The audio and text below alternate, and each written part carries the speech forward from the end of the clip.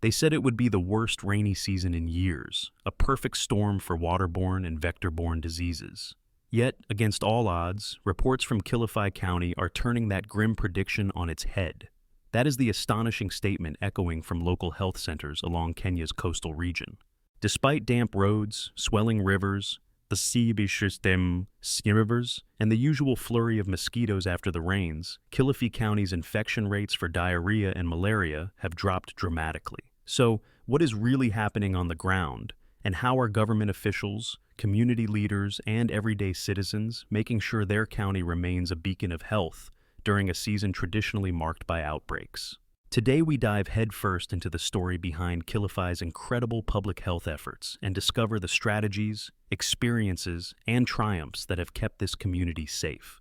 In this episode, we will unpack some of the biggest changes that have swept through Kilifi County's approach to communicable diseases.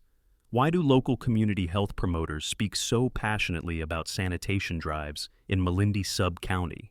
How did an unlikely collaboration between the county government, the national government, and a United Kingdom-based organization yield a mass mosquito control campaign with a surprisingly friendly name, Love On-Site Spring?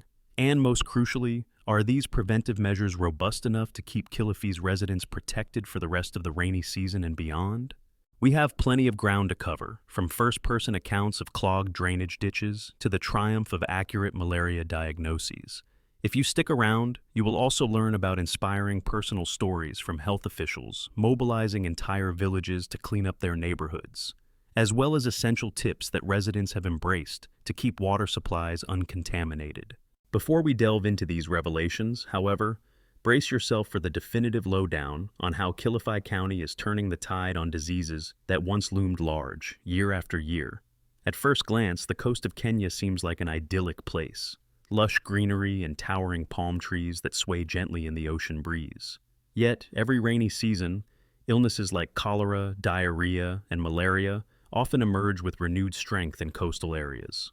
This season, however, the twist is that Kilifi County officials are rejoicing over historically low rates of these diseases. The story centers on Malindi Sub-County, a region once vulnerable to heavy flooding and the proliferation of disease-carrying vectors. Malindi Sub-County Public Health Officer, a dedicated local leader named Alex Maitha, has offered an intriguing explanation for this remarkable decline. According to him, the drop in diarrhea incidents and malaria cases cannot be linked to luck or fleeting good fortune. It is the product of methodical, community-led campaigns. Now, from dusty village side streets to bustling church gatherings, a vibrant energy embraces the concept of prevention.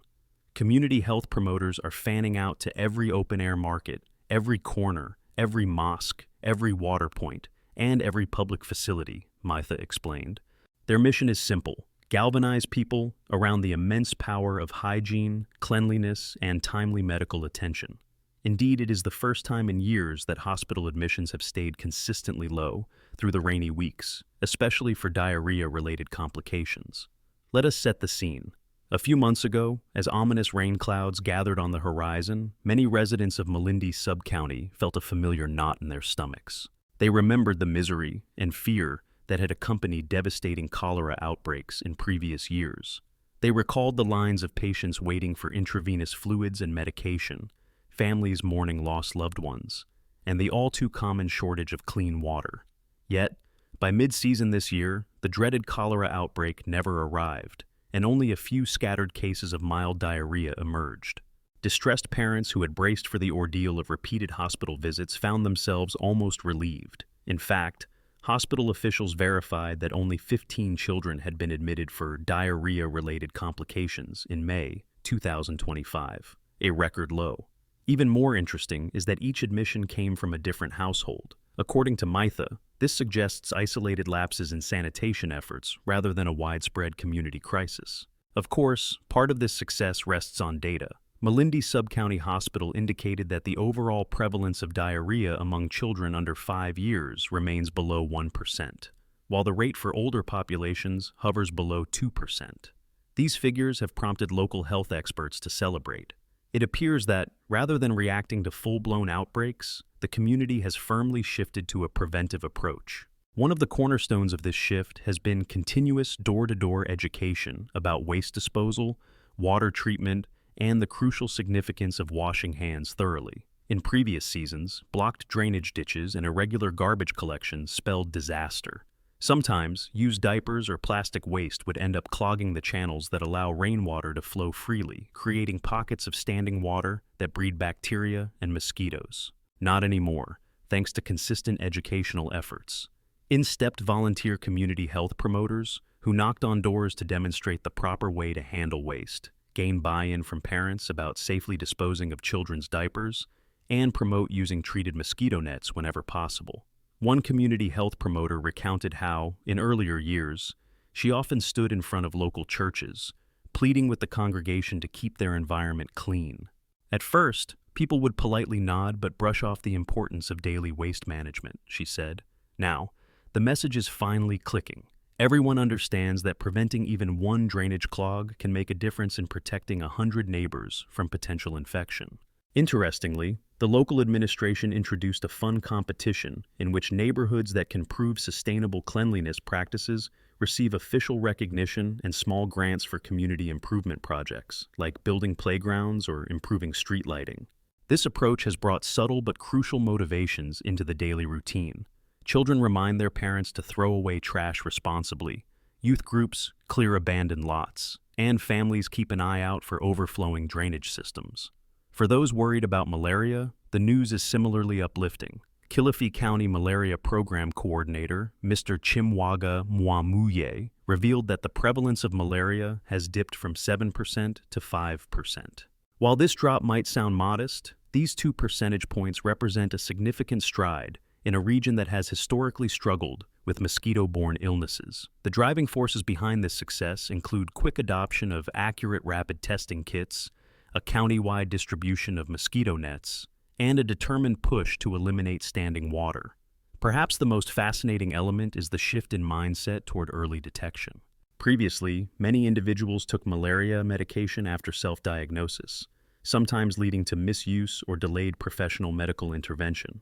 Today, testing before treatment has become the norm throughout most health facilities in Kilifi County. By using reliable, rapid diagnostic tests, doctors and nurses can confirm whether a patient truly has malaria, thus ensuring faster and more accurate treatment. And because the community puts higher trust in properly trained medical staff, fewer residents are gambling their health on guesswork. Even more compelling is how this approach has also eased pressure on the county's frontline workers. Nurse practitioners and doctors no longer see swarms of people asking for medication just in case.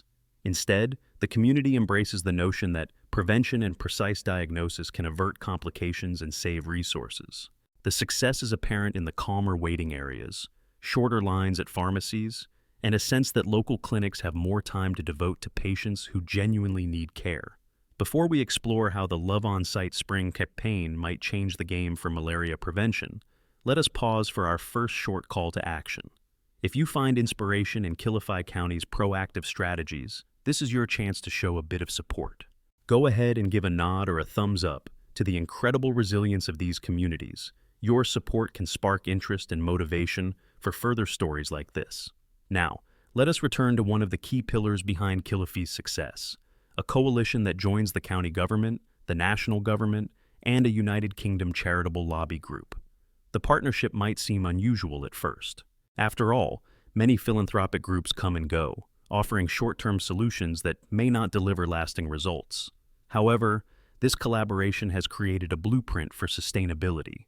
It is not about dumping expensive supplies for a few weeks. It is about tackling root causes. They developed a program under an appealing name, Love On-Site Spring. While that might sound more like a romantic slogan, it actually plays on the notion that caring for your environment is a personal commitment, much like nurturing a relationship.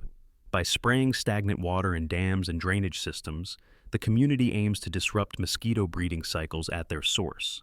The Love On-Site Spring teams do not simply swoop in with chemicals, treat a few water bodies, and then depart. Instead, they invite local families, especially youth, to learn and participate. Methodically, they check known mosquito breeding spots, measure the water's depth, adjust the treatment dosage, and even share with onlookers how to replicate the process if they notice new breeding sites. The local radio stations have turned these sessions into mini events, inviting residents to witness the process, ask questions, and get clarifications about the chemicals used. Among the watchers are also older folks who have lived in Kilifi County for decades. They recall the challenges of losing children to malaria or dealing with repeated infections. Seeing a new wave of scientifically informed, transparent, and community-integrated prevention practices has given them hope and renewed faith in local health reforms. For instance, a grandmother in her 70s confessed to hosting grandchildren every rainy season, worried that they might succumb to fevers or infected water. This year, she confidently said, "I have told them, you can come, do not fear the mosquitoes, because we have the nets, the drainage is clean, and if you feel unwell, we will test you immediately." She even volunteers each week to help cover water drums around her neighborhood to prevent mosquito larvae. Yet, not every story is purely triumphant. Some residents refuse to adapt their practices, showing a degree of skepticism toward the local health campaigns. They may not fully trust the government, or they might cling to old habits for the sake of convenience. One village, albeit a small one, has recorded repeated issues with diaper disposal. "We often pick them out of the drainage system, which is not a pleasant job," lamented a health promoter who visits the area every week. What keeps these sanitation workers and health promoters going is the belief that consistent messaging will slowly chip away at ingrained practices. If there is a silver lining, it is that even in areas with pockets of resistance, the overall infection statistics for diarrhea and malaria remain incredibly low for the season, suggesting that the combined will of the rest of the community is strong enough to stave off an emergency. While the majority of the population responds with enthusiasm, local leaders are cautious. They remind residents that vigilance must continue beyond a single rainy season. "We cannot just rest on these early successes," says Maitha. "Cholera and malaria are opportunistic. We need to keep pushing, keep draining, keep cleaning, and keep educating one another." This sense of determined caution is vital. Everyone acknowledges that slipping back into complacency could undo the gains they have made so far. At this point, it is fair to wonder what lies ahead. Are Kilifi County's achievements sustainable? Are there enough resources and volunteers to maintain the momentum? Public health experts in the region have numerous suggestions. Some propose a more robust integration of technology, such as mapping out high-risk areas using drones and digital apps. Others suggest fostering deeper collaborations between local farmers and health promoters, particularly in the region's agricultural belts, where standing water is more likely to accumulate in irrigation channels or farmland gullies. Another layer of complexity emerges when we look at broader social factors. Proximity to large water sources and dense vegetation is precisely why Kilifi has historically been a hotbed for malaria. With climate changes predicted to alter rainfall patterns, local communities may face new complexities. More frequent or unpredictable rains can hamper efforts to keep drainage free of blockages and hamper joint spraying initiatives. Nonetheless, the bigger picture here is one of optimism. Health officials report that every year, newly trained community health promoters come forward to join the existing army of volunteers. They are offered short courses on safe water storage, national guidelines on waste management, and the latest malaria testing protocols. In turn, these promoters become mentors to new recruits, ensuring a kind of ongoing, self-renewing network of advocates for public health. Families become more confident too, because these promoters live among them, speak the local dialects, and understand cultural sensitivities. Local religious institutions have played a crucial role as well. Imams share tips for hygienic living in Friday sermons, and pastors hold sessions that combine spiritual guidance with reminders about disposing of waste properly. The presence of respected faith-based voices has helped reinforce the sense that caring for cleanliness is a collective moral duty rather than just a simple health tip. While the synergy in Kilifi is commendable, you might be wondering whether these developments have any relevance beyond this coastal region. Actually, there is a growing sentiment that what is working in Kilifi can be applied to broader contexts elsewhere in Africa, and perhaps beyond. Experts from neighboring counties have made visits to learn about the synergy between the government, the local population, and international partners. They are eager to replicate basic yet powerful approaches, such as the unrelenting focus on draining stagnant water and the extensive use of rapid testing kits. Now, let us make a brief pivot to examine the unseen heroes of this success story, the community health promoters themselves. Many of them are young men and women who grew up in these villages. They have witnessed firsthand the ravages of cholera and malaria in past seasons. Armed with fresh training, bright t-shirts, and immeasurable zeal, they approach each household with the same unwavering conviction. Better to teach you now than to treat you later. In certain villages, these promoters have even gone so far as to organize large-scale cleanup days. Picture entire families stepping out of their doors to join a collective cause. Some daring teenagers wade waist-deep in muddy puddles, accompanied by local government workers in protective gear, to clear away debris. These gatherings often end with a celebratory meal or a communal prayer session, forging bonds that make the next wave of health measures easier to implement. As we celebrate community-driven transformation, we reach our second moment for a short call to action. If you believe that stories of perseverance and education can reshape entire counties, and perhaps entire nations, then we invite you to follow along for future highlights. Your engagement encourages us to keep shining a spotlight on real-life heroes who tirelessly overcome challenges through unity and innovation. We will now return to the matter at hand. Does Kilifi's success shut the door on all future concerns? Public health is rarely that simple. No place is immune to the possibility of an outbreak if conditions shift abruptly. Scarce access to potable water, for instance, can quickly spawn problems. Health experts warn that a series of particularly heavy storms could collapse local infrastructure, washing heaps of uncollected garbage into water channels. This hypothetical scenario underscores how critical constant vigilance remains. The difference, however, is that Kilifi County has a strong base of community awareness to weather such storms.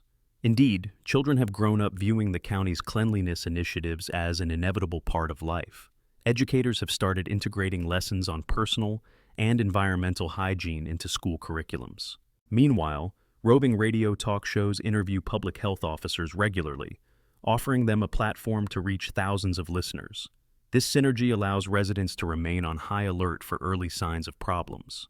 Should anyone spot suspicious levels of contaminated water or hear rumors of an outbreak in a neighboring community, they are encouraged to quickly inform their local health promoter. Let us also talk more about the interplay of tradition and modern knowledge. Some older cultural practices revolve around communal water usage, where entire families take water from a well or a single tap in the village center.